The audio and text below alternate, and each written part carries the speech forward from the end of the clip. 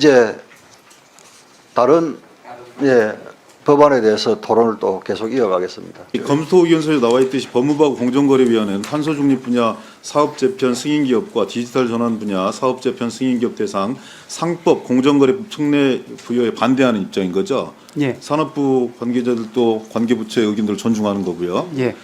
그런데 안건의 이제 기업활력법 의결안을 보면 26조의 이 특례 적용의 제외 규정에서는 신산업 진출 분야인 제4조 제1항, 제2호에만 특례 규정을 적용하지 않는다고 되어 있어서 의결안대로라면 탄소 중립, 디지털 전환 분야의 사업 재편 승인 기업의 상법, 공정거래법 특례가 적용되게 됩니다. 그래서 이 법이 그대로 통과되면 관련 부처의 입장과 달라서 문제가 있어 보여서 제26조의 2에 제4조, 제1항, 제4호, 제5호를 추가해서 디지털 전환 분야 승인 기업과 탄소 중립 분야 승인 기업에도 특례 부여를 배제하도록 하면 문제가 해결된다. 이렇게 아마 의견을 조율한 걸로 알고 있는데 네, 동의하시나요? 네, 그럼 산업부에 동의하니까 그렇게 수정한 대로 좀 처리해 주시면 좋겠습니다. 34항 중소기업 협동조합법 일부 개정 법률안도 이것도 대차 대조표를 재무상태표로 변경하는 법안입니다. 그렇기 때문에 전체에 계류를 해야 되고 지금 이미 의결됐던 27항가가 국가 전략기술 육성에 관한 특별법안 대안의 경우에는 제가 이 검토보고서를 잘못 이해를 했습니다. 왜 그러냐면 여기에 자꾸 수정이 필요하다고 봤다. 그리고 교육부와 방위산업청은 수정이 필요하다는 의견을 제시하였고 가계정통부와 합의가 이루어진 것으로 확인되었습니다. 합의된 내용은 이렇습니다라고 보고를 했는데 이 합의된 내용 자체가 수정안에 반영된 것으로 생각하라고 저는 이제 별다른 의견을 제시를 하지를 않았는데 조금 전에 보고받기로는 이 경무엔 자꾸 수정만 돼 있고 합의안들이 이의를 제기한 교육부와 방위산업청의 방위산업청 그리고 가계정통부와의 합의 사항이 수정안에 반영이 안 됐다고 합니다. 법문에 반영될 수 있도록 번안 등의 필요한 절차를 좀 거쳐주셨으면 하는 의견을 제시합니다. 존경하는 박주민 의원님 말씀하신 것처럼 본 법안은 매우 신중하게 많은 고민이 필요하다고 생각합니다. 마치 저는 결론을 내야 될 37번 법안이 더 추가 논의가 필요한 것처럼 우리 법사위가 일관성을 유지한다면 35번 법안도 추가 논의가 필요해야 된다고 생각합니다. 그 논거는 다음과 같습니다. 첫 번째, 이 법안은 상법의 가장 중요한 원칙인 일주일 의결권에 대한 중대한 예외 조항을 인정하는 것입니다. 예외 조항을 인정할 수 있다고 생각합니다. 다만 그 예외를 통해서 국민과 우리 경제의 실효가 그만큼 커야 된다고 생각하는데 저는 그렇게 생각하지 않습니다. 첫 번째, 이 원칙이 얼마나 중요한지는 상법을 전공하신 법률사 의원님들뿐만 아니라 저처럼 경제 활동을 한 사람들, 경제 정책을 한 사람들에게 너무너무 중요합니다. 마치 이것은 민주주의에서 1인 1투표 제도에 예외를 두는 것입니다. 아무리 우리가 사회적 약자를 위한 정치를 한다고 하더라도 사회적 약자에게 1인 10표를 주자라고 주장한 사람은 아직까지 없었습니다. 마치 지금 이 법안이 통과되면 1주당 2개, 최대 10개의 의결권을 갖는 주식을 도입하게 되는데 과연 이걸로 인한 실익이 무엇인지 고민이 되고요.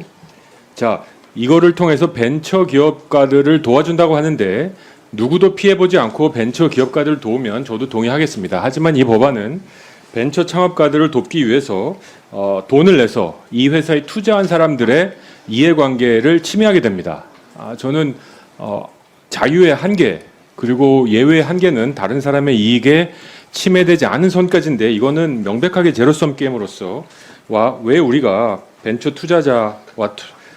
투자자와 벤처 창업가 사이의 이해관계 충돌을 이렇게 조정해야 되는지 저는 동의할 수가 없습니다. 그리고 아시는 대로 이미 우리 상법에는 의결권 배제 주식 또는 제한 주식 발행이 2012년 10년 전부터 허용되고 있습니다. 굳이 이번 법안에 복수 의결권 주식이 없어도 유사한 효과를 얻을 수 있지만 개정 이래로 상법 개정 이래로 이런 주식이 발행된 사례는 한 번도 없습니다. 한 번도 없습니다. 많은 분들이 굉장히 많은 토론을 거쳤고 반대하는 분들의 입장을 다 반영해서 여러 가지 안전장치 조항을 넣었다고 하십니다. 그 중에 가장 대표적인 게 이제 일몰 조항일 것입니다.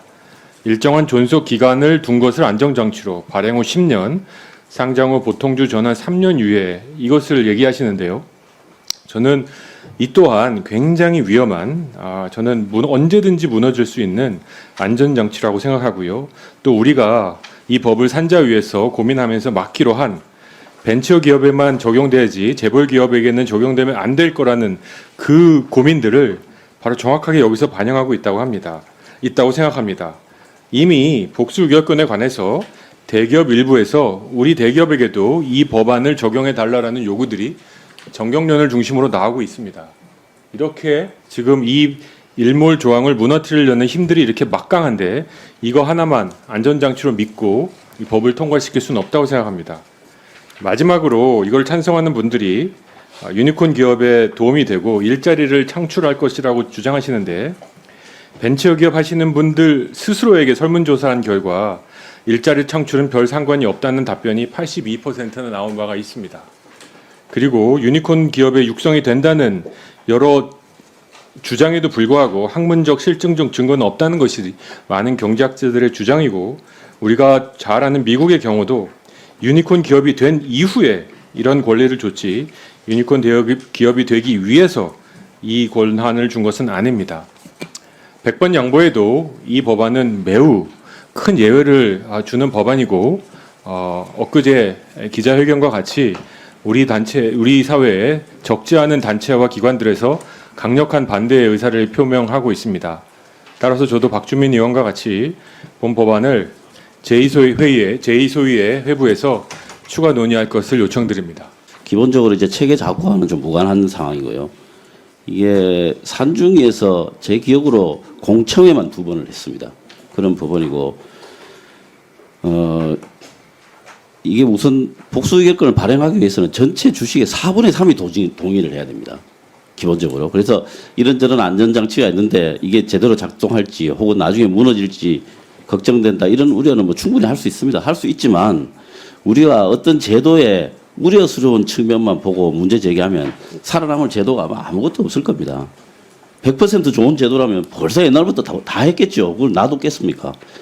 이런저런 우려도 있지만 그 우려를 극복할 수 있는 다른 점들이 있기 때문에 하려고 하는 것이다 라고 생각하고요. 아까 뭐 일주일 의결에 대한 예외, 뭐 또 의결권이 제한된 주식에 대한 말씀도 뭐 하셨으니까 제가 주석은 달지 않겠습니다. 그런데 일주일 의결하고 1인 1표를 단순 비교하는 건 굉장히 이건 잘못된 비유라고 봅니다. 왜냐하면 일주일 의결은 다른 말로 하면 1원 1표입니다. 1원 1표. 그런 1원 1표가 가져오는 많은 문제점들을 해결하기 위해서 협동조합 방식이나 이런 또 다른 대안들이 있는 거 아니겠습니까? 그래서 1인 1표는 민주적이라고 할 수 있지만 일주일 의결을 그 1원 1표주의를 저는 민주주의라고 생각한다. 저는 뭐 그렇게 전혀 생각하지 않고요. 그다음에 이거는 전형적인 정책 선택의 문제입니다. 정책 선택의 문제이고 보시다시피 여당 내에서도 지금 야당이네요. 네, 죄송합니다. 네. 이 야당 내에서도 의견이 틀립니다. 틀리고 아마 여당 내에서도 서로 의견이 다를 것이라고 생각합니다.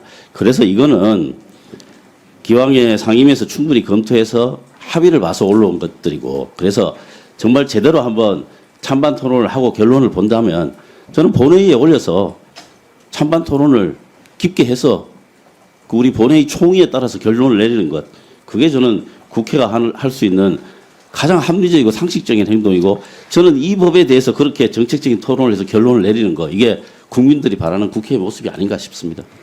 상법상의 대원칙인 일주일 의결권 이 원칙에 위배되고 물론 권지성 의원께서는 민주주의 원칙에 위배되지 않는다라고 말씀하셨습니다만은 이 민주주의 원칙에도 언뜻 보면은 위배될 것 같은 이 주장을 왜 하는지에 대한 생각을 좀 해봐야 될 것 같습니다. 예. 첫 번째는 이러한 그 요구가 나온 것이 벤처기업들의 요청에 의한 것이다. 그 업계들에서 자 일단 기본적으로 투자를 확대를 하려고 하면은 외부 자본이 들어와야 되는데 그때마다 본인의 경영권이 계속해서 옅어집니다. 그러다 결국은 뺏기게 될 우려까지 생기게 되는 거거든요. 그러면은 이 기업은 더 성장할 수 있는 가능성이 있는데도 불구하고 투자를 받지 않게 됩니다. 그러면 결국 그거는 아까 조정은 의원께서 일자리와 관련이 없다라고 얘기를 하셨는데 일자리와 관련이 있는 것이죠.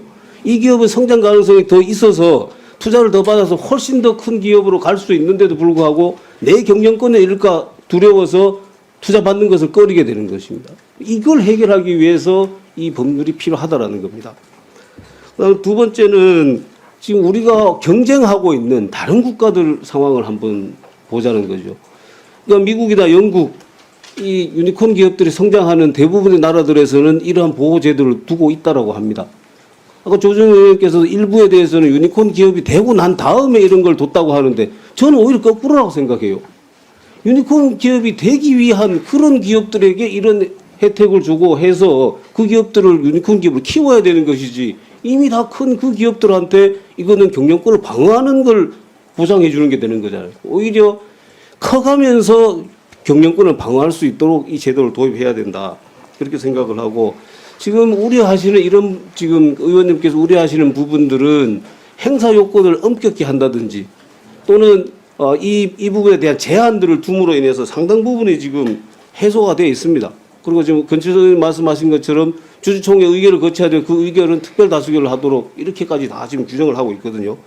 그래서 이 벤처 기업들의 요청에 부응하기 위해서는 저는 이 법률을 시행을 하고 만약에 문제가 있다라면은 그 행사 요건들에 대해서 더 엄격하게 규제하는 그런 법안들을 추가로 제출하면 되는 것 같아요.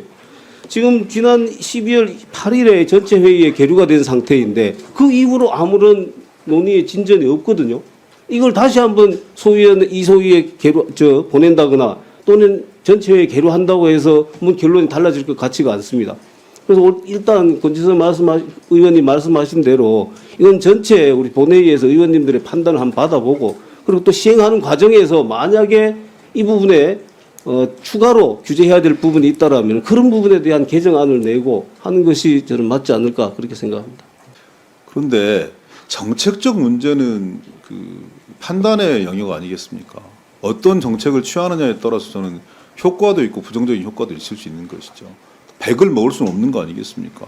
긍정적 효과가 한 70 있으면 또 부정적 효과가 한 30이 있는 거고 그러면 그 부정적 효과를 어떻게 보완할 것인지에 대해서 또 고민하고 법률로 입법하고 이러는 과정이 되어야 되는 것인데 정책적 소신을 가지는 건 좋지만 정책적 소신을 가진 한두 분이 전체 이 상임위에서 올라온 의견을 체계작구 심사도 아닌 정책적 소신에 반한다는 이유로 여기서 전부 다 이소위로 계류시켜버리고 장기 미제 법안으로 그냥 수장시켜버리고 이렇게 되면 법사위가 저는 과거의 법사위와 다를 이유가 저는 하나도 없다고 생각합니다.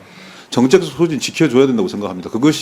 그렇지만 그것이 전체 다수의 의견 속에 소수를 차지한다면 다수의 원칙에 저는 승복해야 된다고 보거든요. 그래서 충분히 토론했으니까 이소위로 보내서 또 토론하자 이럴 수 있는 문제는 저는 아니라고 생각합니다. 본회의에 부의해서 조정훈 의원님이나 박주민 의원님이나 분명하게 발언하시고 그 발언이 정당성을 가지면 저는 뒤집혀진 사례도 최근에 꽤 있었다고 보여지거든요. 그런 과정을 밟는 것이 저는 지금 국회 운영상 그리고 법사위 운영의 이치에 맞다 이런 생각을 합니다. 그래서 권칠승 의원님이나 박경수 의원님께서 제안하신 대로 그렇게 처리해 줄 것을 동의합니다. 이게 이제 권칠성 위원님 말씀하신 대로 발행의 제약이 있죠. 어떤 네, 제약이 그렇습니다. 있죠? 주주의 권리에 대한 문제가 쟁점으로 되어 있는데 총수의 4분의 3 이상의 의견을 발행 주식 받을 총수의 때나 4분의 3이 맞습니다. 예. 그다음에 행사의 제한이 있죠. 그렇습니다. 중요한 내용에 대해서는 복수의결권이 적용되지 않고 일주 1표의 원칙이 적용이 됩니다. 예를 들면 이사의 책임의 면제라든지 감사의 선임과 해임 등 중요한 문제. 마스크 벗고 하십시오. 잘 안 들려요. 그래서 이사회가 의결하는 거나 주주가 의결하는 중요한 문제에 있어서는 복수의결권 자체가 제한되도록 안전장치를 두었습니다. 이것에 대한 정관의 변경, 그 다음에 이사의 보수, 회사에 대한 책임의 감면, 감사 및 감사위원회 선임 또는 해임, 그 다음에 자본금 감소 결의, 이익 배당, 해산의 결의, 이러한 중요한 문제에 있어서는 복수의결권 자체를 제한해 놓았습니다. 조정훈 의원님께서 이 대기업에서도 이런 요구가 있다. 이 복수의결권을 행사하다가 복수의결권 제도를 도입했다가 이게 대기업으로 넘어가면 어떻게 됩니까? 대기업으로 되면은 그 되는 날로 보통주로 전환이 되게 됩니다. 기업의 사유화에 대해서도 걱정이 있죠. 예를 들어 상속, 정여, 예? 이 가능합니까? 상속과 양도가 되는 날로 보통주로 전환이 되도록 법에 명시가 되어 있습니다. 명시가 되어 있죠. 지금 제가 듣기로도 전 세계적으로 네로라라고 하는 경제 대국들, 미국부터 해가지고 우리 아시아권에서는 싱가포르까지 거의 대부분의 나라들이 복수 의결권을 복수 의결권 제도를 가지고 있다라고 알고 있는데 사실입니까? 네, 혁신기업을 육성하는 미국, 영국, 서방은 물론이고 개도국 가운데 있는 인도, 그 다음에 심지어 중국도 복수의결권을 도입을 하였습니다. 중국도 가지고 있어요. 네, 하였습니다. 정회를 선포합니다.